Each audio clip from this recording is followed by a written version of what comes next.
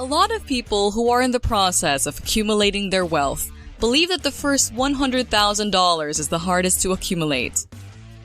This belief was probably made popular by Charlie Munger, a famous billionaire investor.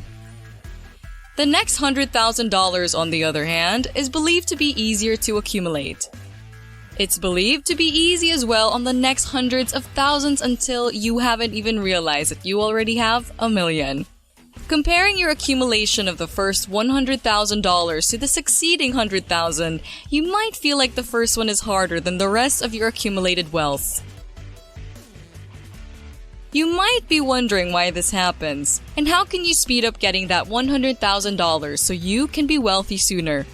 You're lucky, because in this video, we're gonna answer those questions and many more. Hi! Welcome back to Grayson Finance. In today's video, I'm gonna be talking about your first $100,000. One of the major obstacles investors face whenever they're starting up investing is the process of actually beginning to invest. Most people consider investing as something that should not be prioritized. That is why people procrastinate on starting their own investments. A lot of people tend to do this very late and only think about it again when they are very close to retiring. A lot of people also reason out that they don't have money to invest.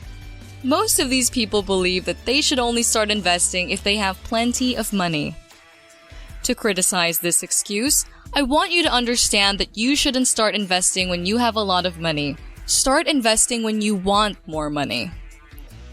A lot of people reason out the risks accompanying investments. These types of people are afraid to take any risks, which is why they never make an attempt to start investing. Starting out something and taking the first step is not unique to investing. A lot of people are afraid or refuse to take the first step because of the risks or other reasons. When they think that the goal is very hard to achieve, for example, being wealthy, people tend to procrastinate starting their own process of wealth accumulation. In the context of achieving your first $100,000, it's as hard as starting up and taking the first step on any path or goal in your life. In getting that money, you are required to do the heavy lifting. Doing the heavy lifting means that most of your money starting up came from your own pocket. After you're able to have your portfolio in a sizable amount, you are then able to receive compound interest. The returns as a percentage of investment don't necessarily increase. But even with that, the returns in dollar amounts become a lot bigger. Let's take, for example, if you invested $5,000 and earned $500 in a year for a 10% return, that money can become quite insignificant. Maybe you're able to earn that amount of money in a few extra hours of work, but that is not the case if you invest $100,000, and with the 10% return, you will be getting $10,000 back. That money is a good start to replacing your salary. If you've reached investing $1 million annually, you will be getting $100,000 in return. A lot of investors often take notice that when their portfolio gets to be worth $100,000, they start noticing good progress in their investments. The bigger the value of your portfolio is, the bigger the progress you can get. Seeing significant progress in your portfolio may excite and satisfy you more than you expect. That feeling of excitement and satisfaction can be utilized in speeding up your progress. When you're extremely excited and look forward to more satisfaction, you will tend to find ways on how you can make your progress even bigger and faster. You might consider ways to increase your income in order for you to contribute more to your investments. You may also look for ways to get better returns for you to be able to accelerate your progress or growth. Once you're able to understand how powerful compound interest is, you will be less likely to have any unnecessary purchases. You'll start thinking that any money used to buy unnecessary purchases can grow a good amount in the future if you invest it. You will start to learn the importance of saving your money for investments, and will be able to check yourself in terms of your financial decisions.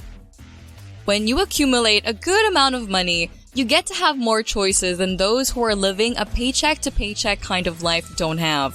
For example, you might be able to risk taking a high-paying job but with an unsteady income because you have money as a safety net and aren't living your life paycheck-to-paycheck. Maybe having more money accumulated from your investments will make you able to start that business that you've been planning for a long time. Who knows if that business will be that way for you to earn millions of dollars. Beginning that business with extra money in you makes you open up a lot of opportunities for more money making in the future. Maybe an opportunity may arise in real estate. You may have the chance to purchase a home priced below market value, but it's accompanied by great risk. Because you have money as a safety net, you will be able to take that big risk of buying that property. You're actually not recommended to cash out your investments in most situations. But the point is that if a good opportunity presents itself to you, you will be able to grab it because you have money no matter what. Someone who had very little money saved won't be able to have this opportunity. You will be able to access more opportunities when you accumulate more and more money. In addition, having more money means you can afford bigger risks in your investments. If an opportunity presents itself, let's say in stocks, you'll be able to consider investing in that stock. And even if that investment fails, you're not going to be able to ruin yourself financially. Compared to someone who has little to no money saved, you will be able to take more opportunities with bigger risks and can potentially earn a lot more money. There are ways that you can speed up the process of getting your first $100,000. For example, you can increase the amount of your savings, given that you will start accumulating that first $100,000 fueled by your own money. In order to increase the amount of your savings, you will need to increase your income. To increase your income, you may consider getting a second job or starting a side business. Another thing that you should always remember when you're trying to save up in order to speed up getting the first $100,000 is that you should be careful about spending on unnecessary purchases. At this stage, every little amount of money is important and should be allocated to more important things. Everything else that follows becomes easier when you're already familiar with the process of saving and investing. By becoming familiar, you will be able to find more ways to increase your income and save more money. You will be able to mind all your purchases and decide whether they're necessary or not. And you will become better at taking risks in the process of investing through different market cycles. Once you achieved getting that first $100,000, you'll be able to relax a little. The money that you will use to accumulate more money will most likely come from your compound interest. That is why don't worry, because accumulating wealth and investing will become much more easier and fun with the more money you accumulate. Thanks so much for watching. I hope you found this video helpful. Make sure to click like, subscribe, and hit that notification bell to keep you updated on new helpful videos like this one.